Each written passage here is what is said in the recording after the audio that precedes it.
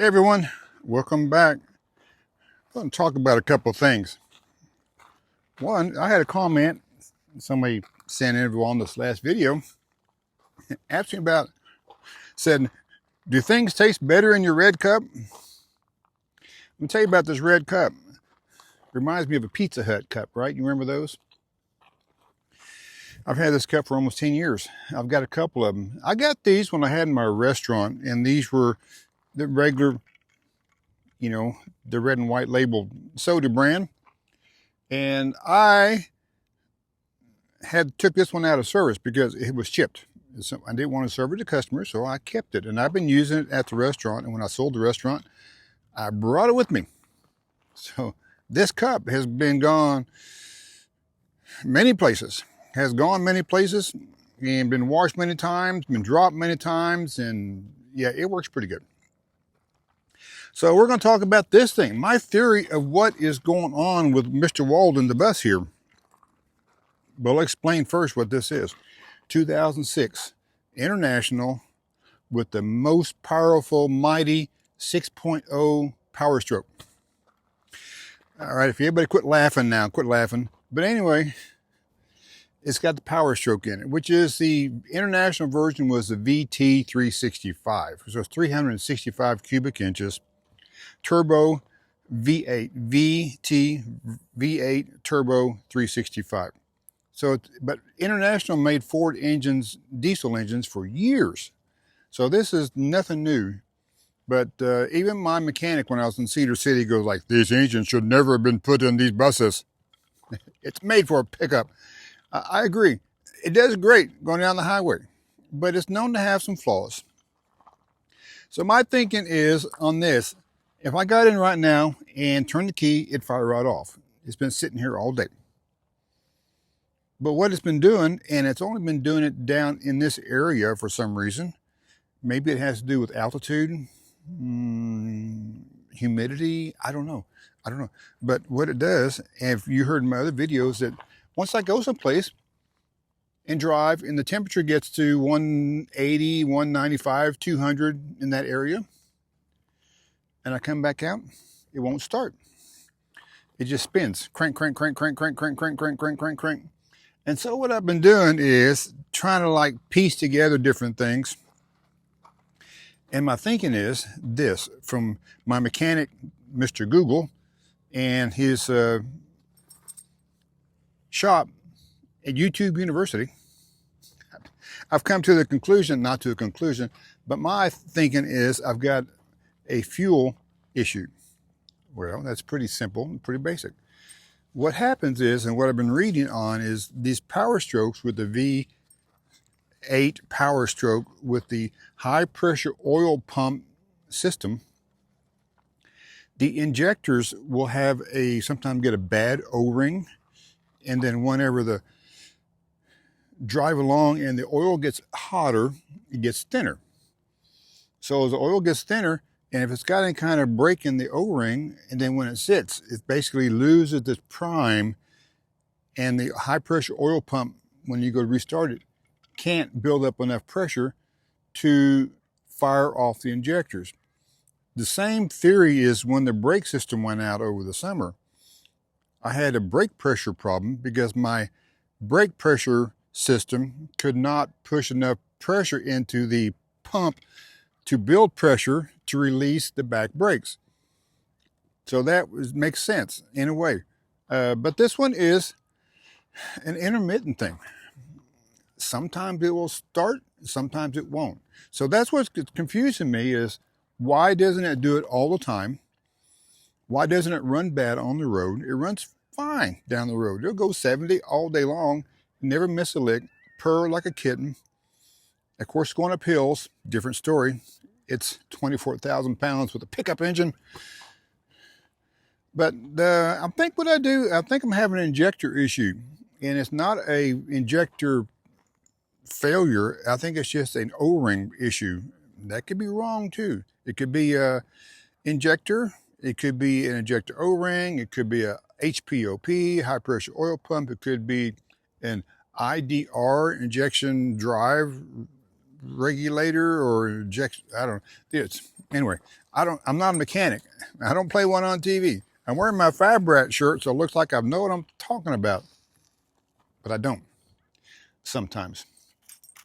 But yeah, so that's my theory on that. And I'm in no hurry to get it worked on because it's going to be sitting here pretty much all the time. And one thing I was thinking about today, by having it not start whenever it's warm, it's my anti-theft device. You can't move the bus until it cools down. It's kind of a mess too, because you know, if I need to move it, I can until it cools down. But that's my theory on what is going on. And I was planning on having some injector issues, not issues, but some projector work maybe done over these late fall. What is this? This is fall. Late fall, early winter, going in and checking some injectors and etc. and checking the glow plugs and all that. But that was kind of offset due to my massive expensive brake system. But we'll work on that. So we'll work on that. So we're going to get ready to go in. I'm going to go in and I'm going to have me my dinner, and I'm going to cook a burrito. Did you have your snacks, buddy? Well, what we're going to do is, like I said, I got frozen burritos. I've eaten those things for years and years and years. And then when I was making it, I was thinking, like, reminds me of a story. Reminds me of a childhood growing up. And you're going like, how can a frozen burrito remind you of childhood? Anyway, but it does. It really does. Now, where I was from back in Arkansas, I'm not going to put down Arkansas too much or anything else. I lived there for, I don't know, 50 years? A long, long time. But where I lived in Arkansas was in the middle of the state. And we were moved there in 1966. And in the area where I was living at, was just a few miles, maybe 6 miles away, they opened up a theme park. Some of you might have heard of it, called Dogpatch USA. Well, Dogpatch USA was built on the premise of an Al Cap comic strip.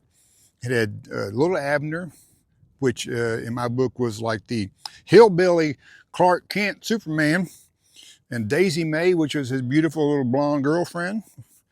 And then they had different characters. They had Marion Sam, and Jubilation T. Cornpone was a Confederate general. Anyway, that reminds me of that. And it's a place that, as I was growing up, like I said, that was in I think they opened late in 1968 in that area. And it's a place that my whole family worked at it at a point. I worked there for 7 summers. My dad worked there. My sister worked there. My brother worked there. It was close to our house. And the town was 10 miles away. Dogpatch was 6 miles away. So we went to work at Dogpatch. And where I worked at was an antique car ride at the very end of the park. It was a beautiful area. It was Dogpatch and Marble Falls. Dogpatch was the lower part. Marble Falls was the upper part. And Marble Falls was primo at the time. It tried to follow like a Swiss chalet. It had the chalets. It had its own steakhouse. It had a convention center. It had its ice skating rink. It had a downhill ski slope, the only ski slope in Arkansas. But it was trend-setting. And we would ice skate every Sunday after church for hours. And if I tried it now, I'd kill myself. But anyway, but in the Dogpatch area, like I said, we all worked there. And I'm going to put a picture in here of my brother. And when he was there, he was, I think he was just visiting, but he was visiting with Daisy Mae when his middle teens, late teens. And this was probably back about 1973 to 75 in that area. So it's, you know, you'll see it there. But yeah, that's what it was. And if anybody's ever heard of Dogpatch, comment about it if you want. But I can say this, being from the area and being typecast as a hillbilly, because that's kind of what it was based on, is that's what it was based on. And if you watch The Purge, I mean the shows, Beverly Hillbillies And the Petticoat Junction, Green Acres, all those things, you know, in that time period were based on hillbillies, Beverly Hillbillies especially. You got Granny saying, we're going to go to Eureka Springs. Eureka Springs was 45 minutes from my house. In one episode, she may say, we're going to go to Silver Dollar City. Silver Dollar City was an hour from my house. So you can see where I'm coming from, the hills of Arkansas. But the frozen burrito thing, let's go back to that.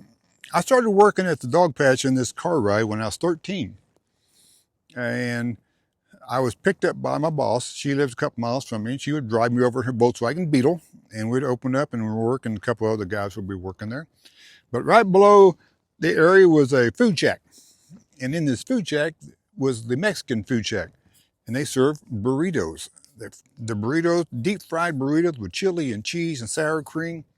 Oh my God, I think those were the best things I had ever had. And I have not found one that for some reason tastes like that anymore. But that stuck with me. And I've been making burritos, frozen burritos, ever since. But someday I'll figure out how that was done. But yeah, and maybe bring back that taste. But yeah, like I said, we were from the hills, and we were a little bit of a hillbilly. Well, matter of fact, we probably put the hill in hillbilly, that area. Heck, my uncle and my cousin were the same guy. Anyway, we'll have a little comical fun there and everything else. But yeah, I worked at Dogpatch for many years. It closed, I think, in 20 plus years after it opened, maybe almost 30 years. I can't remember the exact date. It's still there. Part of it is it's been tried to rebuild, but nothing's taken over. But a lot of memories there, a lot of memories. Like I said, my whole family worked there. And that's where, when I was driving, when I was 15 years old, yes, driving by myself when I was 15 years old, I wrecked my mama's car out near Dogpatch. Yep, my daddy called me everything but my own name. That was educational. My brother wrecked my dad's truck out by Dogpatch because it was a windy mountain road. Right after he had it out of the shop and had it repainted, my brother ran to the side of a mountain and wrecked my truck, the dad's truck. So anyway, that's what the frozen burrito reminds me of. It's interesting how you can take something, a food item, a memory of some sort, and flash back to what, you know, pops in there. But that's how we got into the Arkansas thing and the hillbillies and the Dogpatch.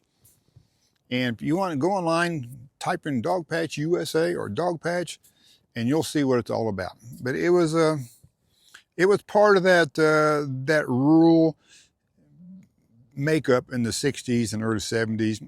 And then whenever the rural purge came in on TV in the early 70s, they got rid of the hillbillies. They got rid of, you know, Hooterville was gone. And Petticoat Junction, the train was derailed, and all that stuff was taken off the air. That was the demise, I think, of the hillbilly culture in the Dogpatch thing. My own thinking. I'm not an expert at it, but that was it. So we're going to make this video kind of short because we don't have a whole lot to talk about being out in the desert. I did get busy today, and I got out and I got my ladder up from under the bus. That was it. I'm getting there. I'm getting there. Zen is just completely worn out. And we're just going to enjoy the evening. So thanks everybody for watching. I hope you enjoyed my little story of Dogpatch and my thought of how this thing is operating. But this thing is finicky. It's finicky.